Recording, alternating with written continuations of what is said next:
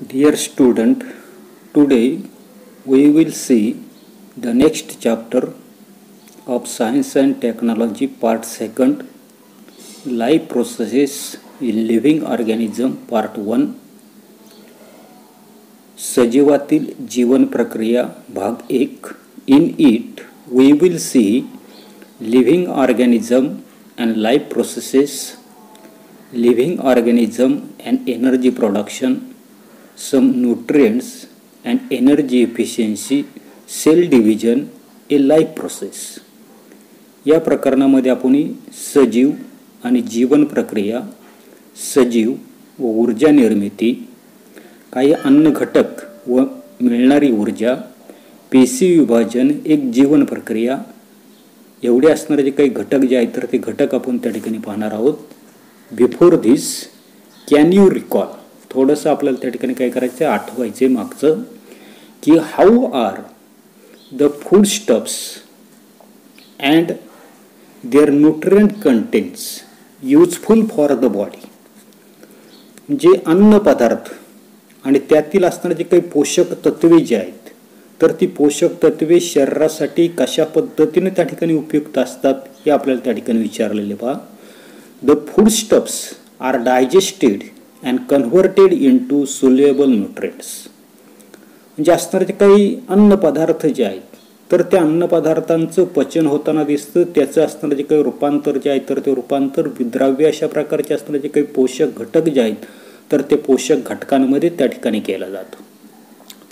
These nutrients are carried by blood to every cell of the body. आणि अशा प्रकारचे हे असणारे जे काही पोषक घटक जे आहेत तर त्या पोषक घटकांचं रक्ताच्या मार्फत शरीरामधले असणारे जे काही प्रत्येक पेशी जे आहेत तर त्या पेशीकडे काय केलं तर वहन जे आहे तर ते वहन त्या ठिकाणी केलं जातं. The oxygen inhaled at the time of the respiration is also carried to the every cell. त्याचबरोबर श्वसनाची असणारी जी काही प्रक्रिया जी आहे तर त्या श्वसन प्रक्रियेमध्ये आपल्या लक्षात येत असते की ऑक्सिजन जो आहे तर तो ऑक्सिजन त्या ठिकाणी आतमध्ये घेतला जातो आणि हा घेतलेला जो काही ऑक्सिजन जो आहे तर तो ऑक्सिजन प्रत्येक पेशीकडे त्या ठिकाणी नेला जातो. In the body cell this oxygen carries out oxidation of nutrients and thus energy is produce. आणि या ठिकाणी शरीरामधले असणारे जे काही पेशी जे आहेत तर त्या पेशी काय करता नसतात, हा असणारा जो ऑक्सिजन जो आहे तर त्या ऑक्सिजनच्या साह्यानं काय करता नसतात, ते असणारे जे काही पोषक घटक जे आहेत तर त्या पोषक घटकांचं त्या ठिकाणी ऑक्सिडेशन त्या ठिकाणी करताना दिसतात. आणि अशा पद्धतीने ऊर्जा जी आहे तर त्या ऊर्जेची निर्मिती त्या ठिकाणी केली जाते. The energy helps the body to carry out all its function. आणि अशा पद्धतीनं तयार झालेली जी काही ऊर्जा जी आहे तर त्या ऊर्जेच्या साह्यानं शरीरामधली विविध अशा प्रकारची असणारी काही कार्य जे आहेत तर ते कार्य त्या ठिकाणी घडून आणली जातात.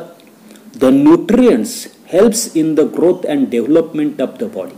आणि अशा प्रकारची जी काही पोषक घटक जे आहेत तर त्या पोषक घटकांच्या साह्यानं आपलं असणारं जे काही शरीर असेल तर ते शरीराचा विकास आणि वृद्धी जी आहे तर ती वृद्धी त्या ठिकाणी घडून आणली जाते.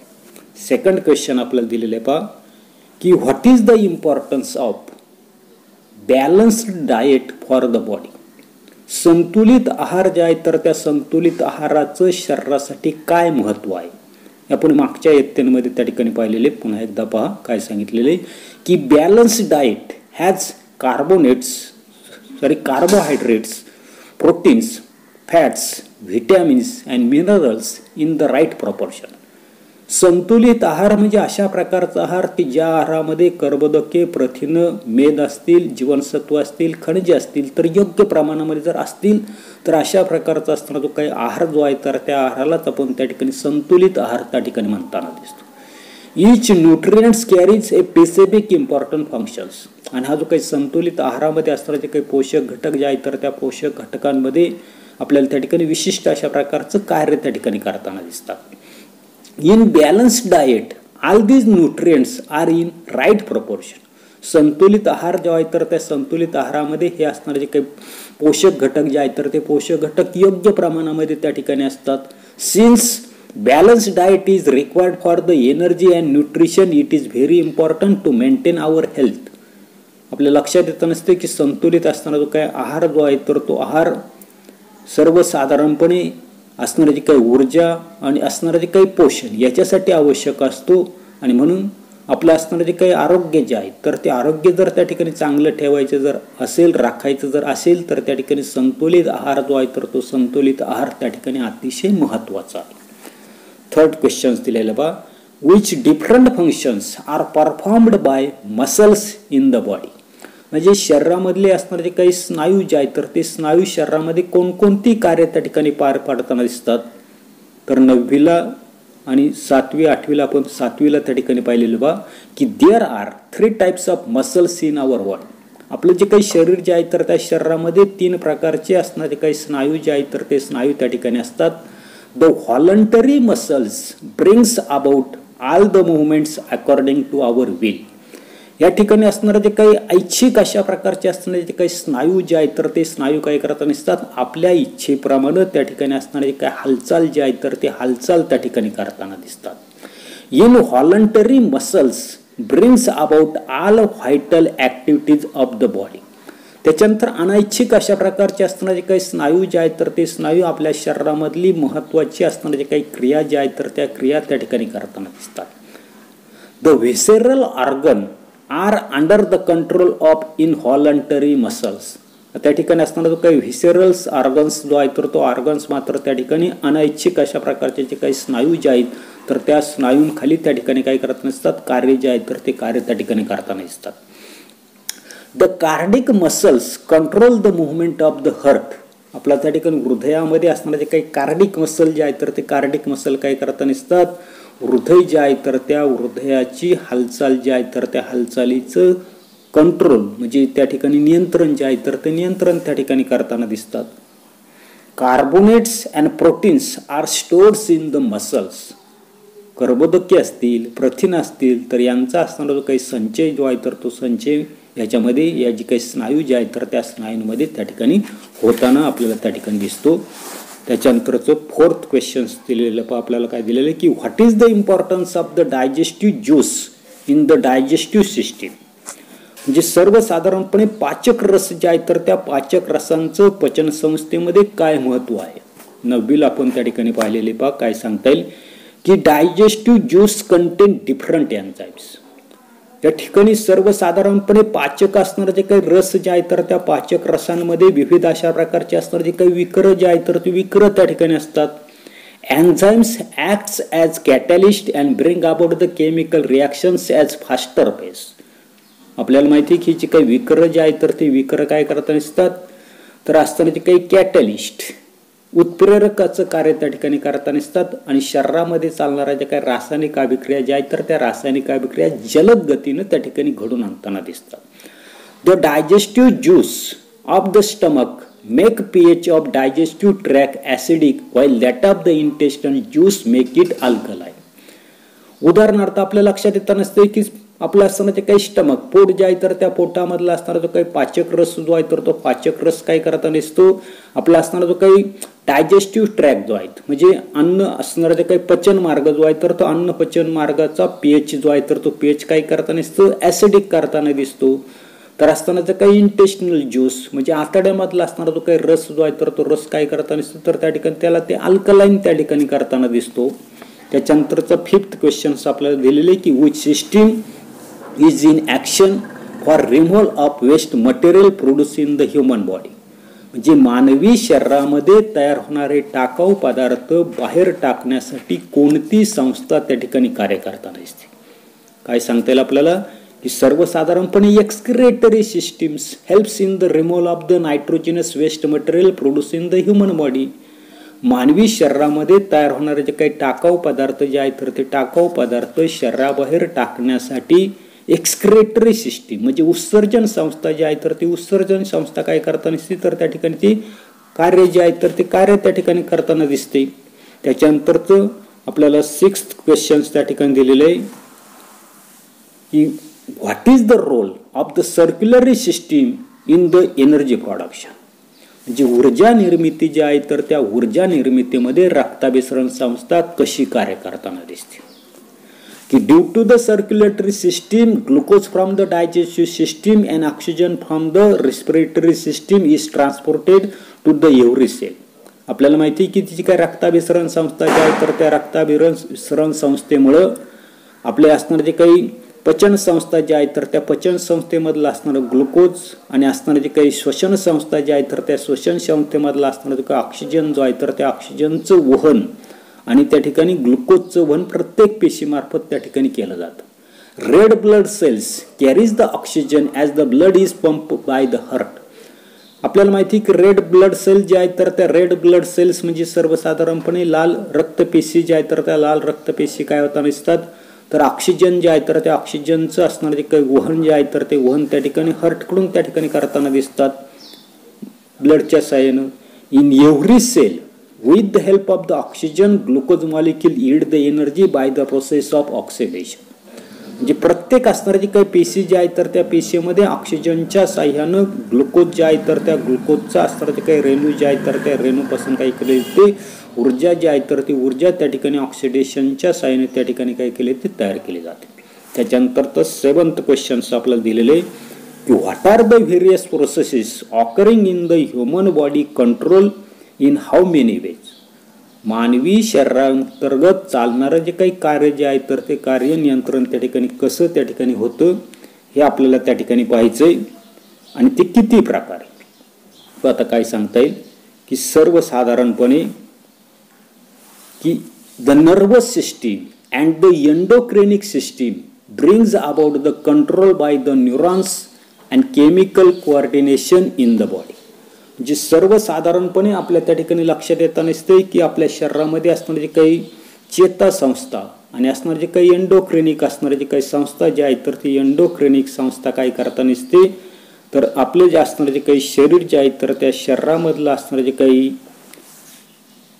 कंट्रोलिंगचे असणारे जे काही कार्य जे आहे तर ते कंट्रोलिंगचं कार्य त्या ठिकाणी करताना दिसते. म्हणजे त्या ठिकाणी असणारे जे काही चेतासंस्था एंडोक्रिनिक असणारे जे काही संस्था काय करताना दिसते तर नर्वच्या साह्यानं आणि असणारे जे काही केमिकल जे आहेत तर त्या केमिकलच्या साह्यानं शरीरामधलं कोऑर्डिनेशन समन्वय जे आहे तर ते समन्वय त्या ठिकाणी करताना दिसते. Due to such coordination different functions of the bodies are carried out in a sequential and controlled manner. आणि अशा पद्धतीनं विविध अशा प्रकारचे असणारे जे काही कोऑर्डिनेशन जे आहेत तर ते कोऑर्डिनेशनच्या साह्यानं आपलं असणारं जे काही शरीर जे आहे तर त्या शरीरांमध्ये सिक्वेन्शियल आणि कंट्रोल मॅनरमध्ये असणारे जे काही ॲक्टिव्हिटीज जे आहेत तर त्या ॲक्टिव्हिटीज त्या ठिकाणी कॅरी आउट केल्या जातात. पण एवढ्या अशा प्रकारचा असणारा जो काही भाग जो आहे तर तो भाग आपल्याला त्या ठिकाणी माहीत असणं आवश्यक आहे. याच्यानंतर पुढे living organisms and life processes. जे सर्वसाधारणपणे सजीव आणि जीवन प्रक्रिया यांचा आपल्याला त्या ठिकाणी विचार जो आहे तर तो विचार त्या ठिकाणी करायचा. Various organ systems are continuously performing their functions in the human body. मानवी शरीर जे आहे तर त्या मानवी शरीरामध्ये अनेक प्रकारच्या असणाऱ्या त्या काही संस्था ज्या आहेत तर त्या संस्था अविरतपणे कंटिन्युअसली सातत्यानं त्या ठिकाणी कार्य जे आहे तर त्या कार्य त्या ठिकाणी करताना दिसतात.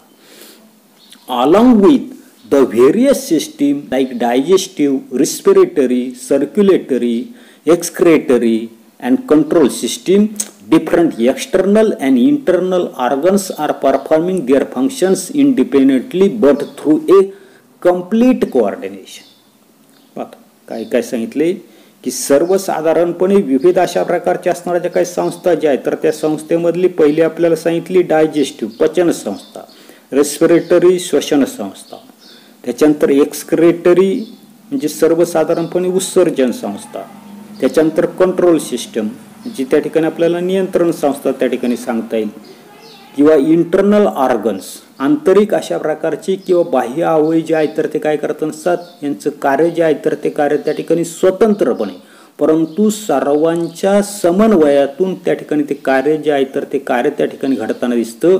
आणि हे असणारे जे काही कार्य जे आहेत तर ते कार्य सर्वसाधारणपणे आपल्याला त्या ठिकाणी घडून येतात. This overall system is in action in more or less same ways in all organism. आणि अशा प्रकारची ही जी असणारी जी काही सर्व यंत्रणा जी आहे तर ती सर्व यंत्रणा प्रत्येक सजीवामध्ये कमी अधिक प्रमाणामध्ये समान पद्धतीनं त्या ठिकाणी ती कार्यरत असते.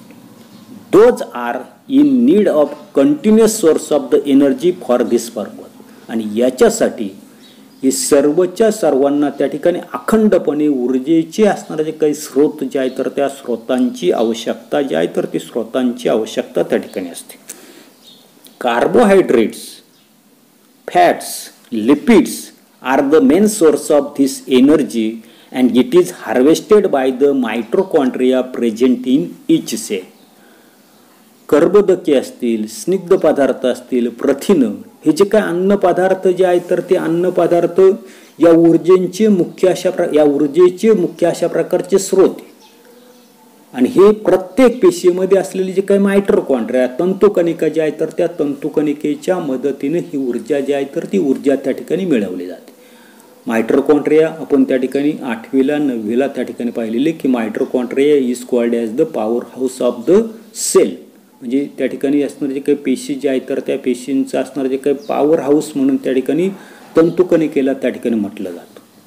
त्याच्यानंतर पुढे पाहता, it is not like that only food stuff is sufficient for energy production but oxygen is also necessary. हे आपल्याला त्या ठिकाणी माहीत आहे की सर्वसाधारणपणे ऊर्जा निर्मितीस फक्त अन्न घटकच लागतात असं नाही, तर त्यासाठी ऑक्सिजन जो आहे तर त्या ऑक्सिजनची सुद्धा त्या ठिकाणी गरज असते. All these that is foodstuffs and oxygen are transported up to the cell via circulatory system. आणि अशा प्रकारे हे जे काही सर्व असणारे जे काही घटक जे आहेत तर त्या घटकांचं असणारे जे काही परिवहन जे आहे तर ते परिवहन आपल्याला हे असणारे जे काही पेशी जे आहेत तर त्या पेशींमार्फतच त्या ठिकाणी करावं लागतं. त्याचबरोबर आपल्या लक्षात येताना दिसते की अशा प्रकारचे असणारे जे काही सर्वच्या सर्व असणारे जे काही खाद्यपदार्थ असतील किंवा ऑक्सिजन जे आहे तर त्या ऑक्सिजनचं असणारं जे काही वहन जे आहे तर ते वहन असणारे जे काही रक्ताभिसरण संस्था जे आहे तर त्या रक्ताभिसरण संस्थेच्या साहाय्याने त्या ठिकाणी ते होताना दिसतं. Besides it is coordinated by the control system of the body, that is each life process contributes in its own way in the process of energy production. म्हणजे सर्वसाधारणपणे आपल्या लक्षात येताना दिसते की प्रत्येक असणारी जी काही नियंत्रण संस्था जी आहे तर त्या नियंत्रण संस्थेचं कोऑर्डिनेशन त्या ठिकाणी केलं जातं. प्रत्येक असणारी जी काही जीवन प्रक्रिया जी आहे तर ती जीवन प्रक्रिया त्याच्या पद्धतीने काय करता दिसते तर या ठिकाणी असणारे काही ऊर्जेचं असणारे जे काही प्रक्रिया जी आहे तर त्या प्रक्रियेमध्ये काय करता दिसते तर त्या ठिकाणी ती भाग घेताना दिसते. Functioning of all this life process also requires the energy. आणि या ज्या काही सर्वच्या सर्व चालणाऱ्या ज्या काही जीवन प्रक्रिया तर त्या जीवन प्रक्रियेचं कार्य चालण्यासाठी त्या ठिकाणी ऊर्जा जी आहे तर त्या ऊर्जेची असणारी जी काही गरज जी आहे तर ती गरज त्या ठिकाणी भासताना दिसते. Human and other animal consumes the fruits and vegetables. आपल्याला माहिती आहे की सर्वसाधारणपणे प्रत्येक असणारा जो काही प्राणी असेल, ॲनिमल असेल, मनुष्य असेल, हा काय करताना दिसतो फळं आणि भाजीपाला जो आहे तर हा त्या ठिकाणी खाताना दिसतो, सेवन त्या ठिकाणी करताना दिसतो. Plants are autotrophs. आपल्याला माहिती आहे की वनस्पती जे आहे तर त्या वनस्पतींना त्या ठिकाणी ॲटोट्रॉप म्हटलेले, स्वयंपोषी म्हटलेले, कारण त्या स्वतःचं अन्न त्या ठिकाणी स्वतः त्या ठिकाणी तयार करताना दिसतात. पुढे दिलेलंच आपल्याला they prepare their own food. Plants are autotrophs. Why plants are autotroph? Because they produce their own food.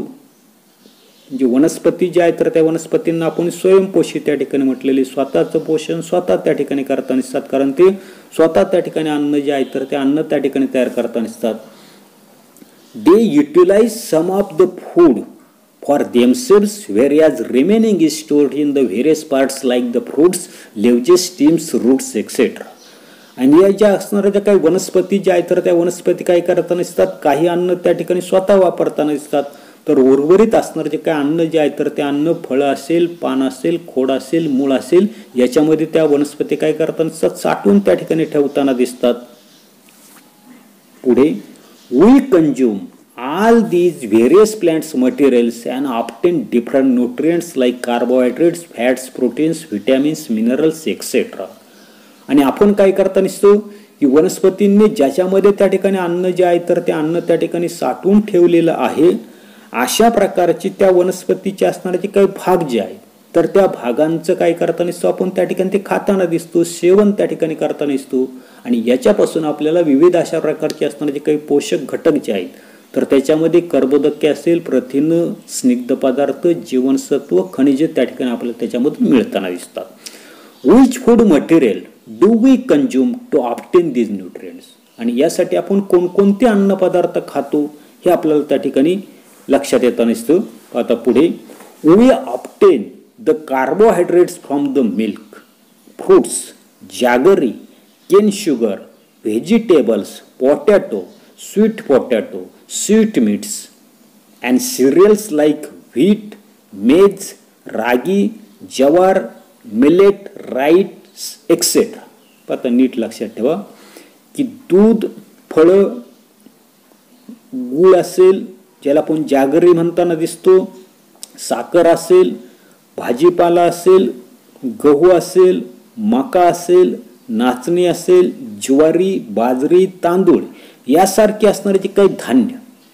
त्याचबरोबर पुढे आपल्याला दिलेलं आहे की त्या ठिकाणी सर्वसाधारणपणे त्या ठिकाणी मध असेल, बटाटे असतील, स्वीट पोटॅटो ज्याला आपण रताळे म्हणताना दिसतो किंवा स्वीट मीट्स ज्याला आपण मिठाई म्हणताना दिसतो, ह्याच्यामधून आपल्याला असणारे जे काही कर्बोदके जे आहेत, कार्बोहायड्रेट जे आहेत तर ते कार्बोहायड्रेट्स त्या ठिकाणी मिळताना दिसतात. We get 4 kilo calorie energy per gram of the carbohydrates.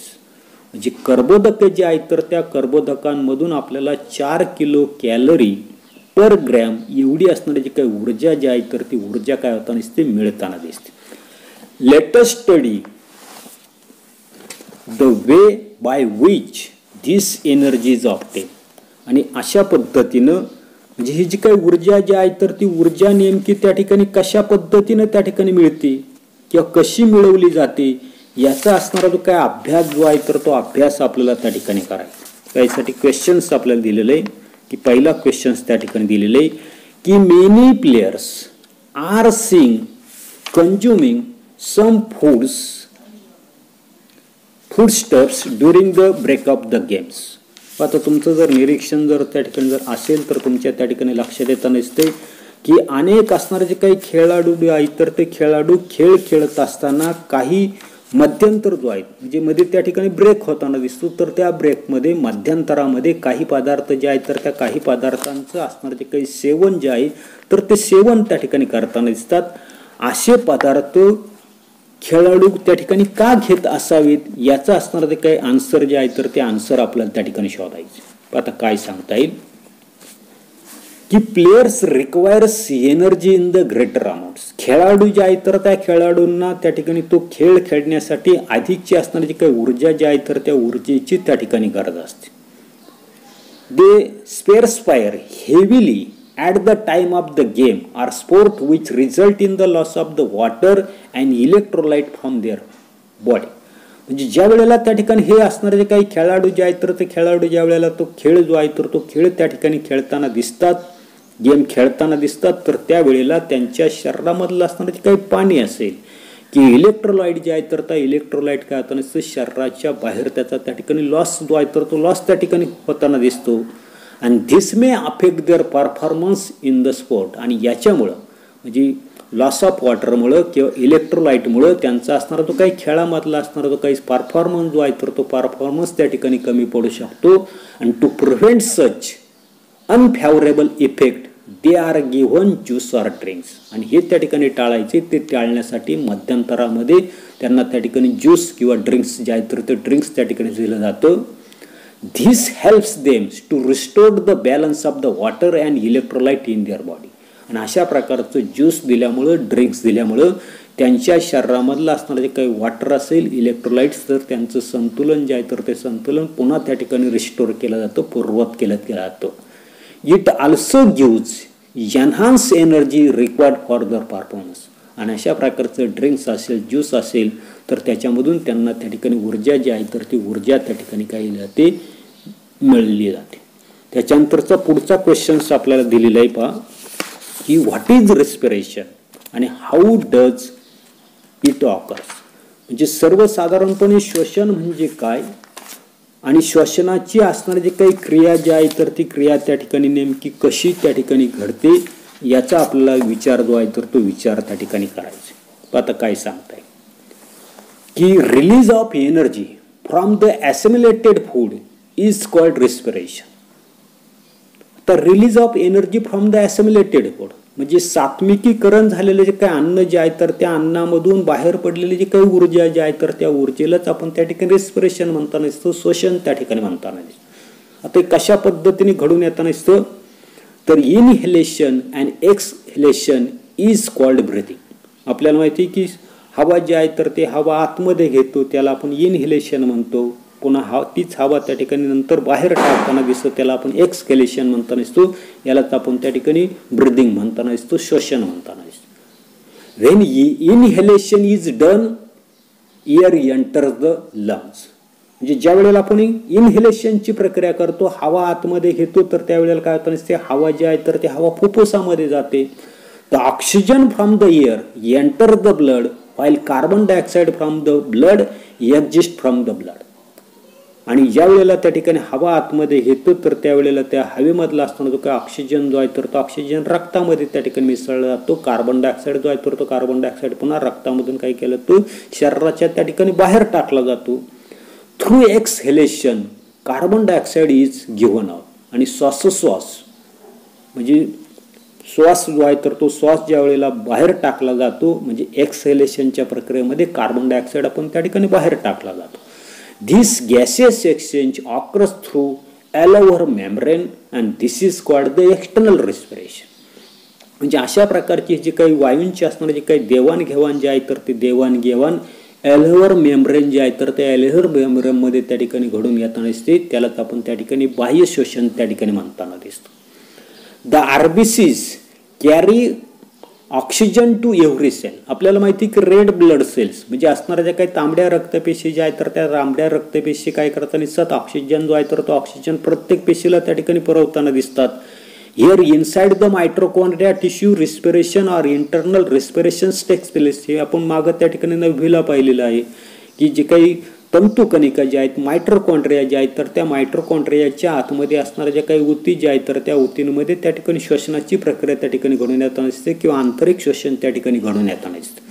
The oxygen is used for the production of energy. आणि असा असणारा जो काही ऑक्सिजन जो आहे तर त्या ऑक्सिजनचा असणारा जो काही उपयोग जो आहे तर तो उपयोग त्या ठिकाणी ऊर्जेच्या निर्मितीसाठी त्या ठिकाणी केला जातो.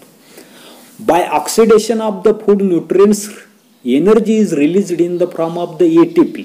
आणि अशा पद्धतीने ते असणारे जे काही पोषक घटक जे आहेत तर त्या पोषक घटकांचं त्या ठिकाणी ऑक्सिडेशन त्या ठिकाणी केलं जातं.